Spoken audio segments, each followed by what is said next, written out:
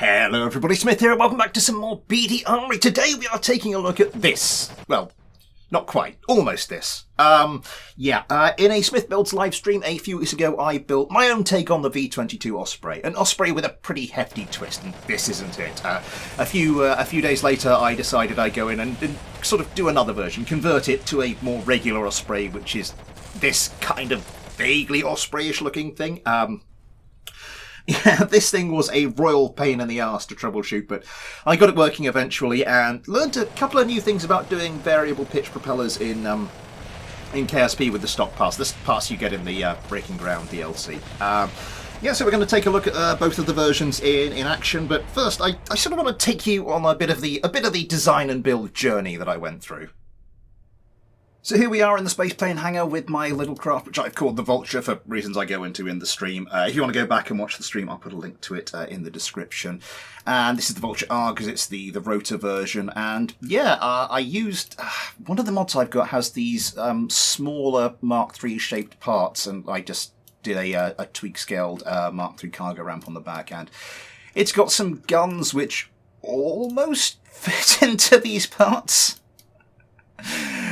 Oh, God. I tried to get them as close to that as possible. We've got two cargo bay doors, and then, of course, we've got a rear gun on the ramp, and then there's this little cargo bay, which we'll see in action later, which you can hold some extra weapons in.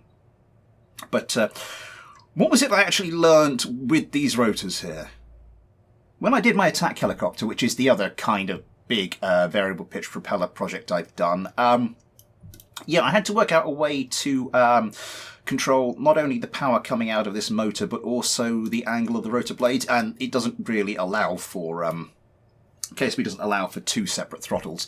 So what I did, I thought I was incredibly clever, I just attached both of them to the deploy angle of the blades, plus the power of the engine, to the main throttle, and then obviously by the time these rotor blades were had zero angle of attack, it would be 50% power on the engines, and upwards from there you generate lift, and the power from the engine would always be enough. Turns out I didn't need to do any of that. No, because you can just toggle motor power. If I just bring that out of the way, toggle motor power, that will turn it all the way on or all the way off again. I spent so long trying to get that to work.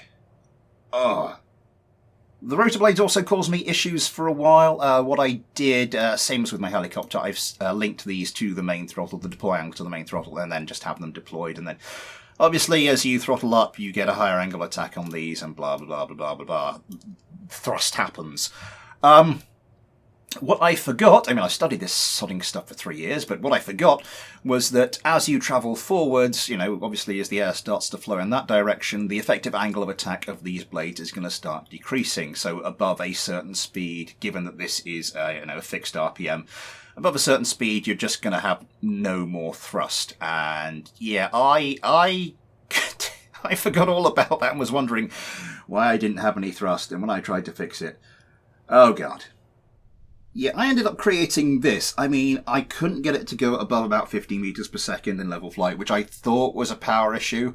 And so I upped it to 4 blades, which didn't fix it. And then I tweak scaled the blades up a bit to about 130%, I think it was, which didn't fix it because I was fixing entirely the wrong thing. But then I suddenly realized I twisted the rotor blades around a little bit so they were in sort of a zero-ish angle of attack at zero throttle, because I don't have to worry about sort of ramping up the power from the engines anymore. And yeah, I threw this all together and I had a problematic craft.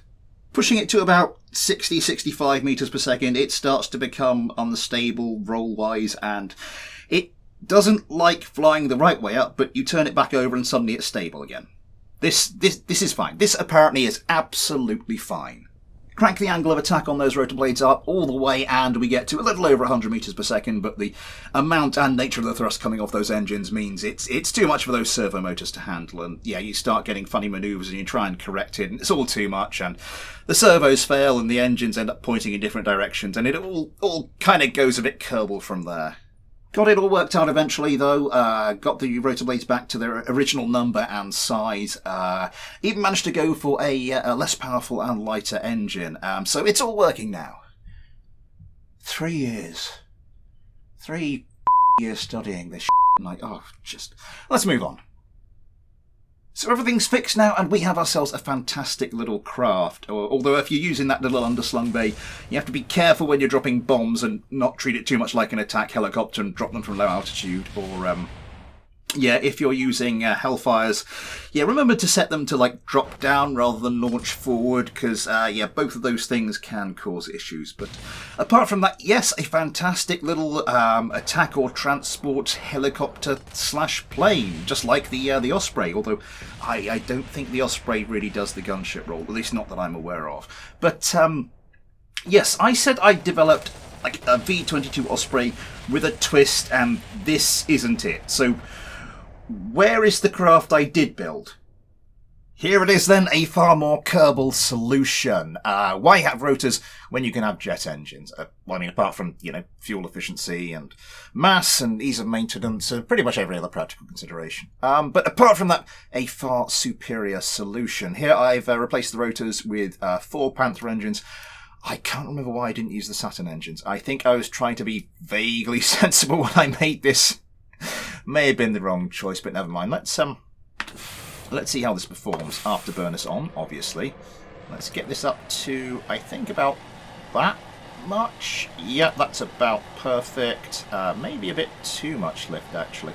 Let's get you going forward a bit more. Ooh, keep it under control. Let's see what happens if I actually just turn on guard mode. Okay, guard mode can handle this thing pretty well. Both the Hellfires away. Let's open it up and see what the guns will do. So yeah, pretty good as a gunship. I mean, as I said, also as kind of a transport craft, but it's sorry, the M230s weren't quick enough. We'll just have to go with the tail gun. Yeah, it's a little fast for things like M230 passes we just saw there, because yeah, these things have a limited arc out the side. Let's up the engines. Get the engines pointed perfectly straight at. Oh no, it's in here somewhere. Ah, there. Let's turn around and see what havoc we can wreak. Okay, this thing is not a great turner either. I should probably go and adjust it, but the thing is, you make one change on this and you have to do so much rebalancing. It's just ridiculous. Maybe if we give this a little bit more distance between it and its target, it might have a bit more time to maybe turn off the afterburners and bring down the engine speed as well. That might help. Flaps down. There we go. That's more like it. So a little capable attack platform. I mean, also, you know, it can be used to transport Kerbals, but that's not the kind of thing we're interested in here. But I think as one final test, we kind of need to see how resilient it is to air-to-air defences. So the final test of my little creation, now with 4 shiny Saturn engines, will be a face-off. At this end of the runway, we have my Vulture. At the other end of the runway, one of my little surface-to-air missile units. And what I'm going to try and do is take this off, and at some point I'll just turn guard mode on. And when the missiles start coming in, I'm going to see if I can, like, hop this. Just, like, get the engines going full blast and then sort of just twist it over and see if I can just hop out the way whilst popping countermeasures. It might work, it might not. We'll have to see. My one worry is that the centre of, as we kind of saw in the last segment, the centre of lift is quite far away from the centre of mass in this thing. Could probably do with being a little bit closer together. Might cause problems. We'll have to see. Right, afterburners on. Let's get this up to a decent speed, not too fast. That should do us. Let's get the landing gear. Oh, no. Okay. Right. Get a bit of altitude. Guard mode on. One's coming in already. Yes.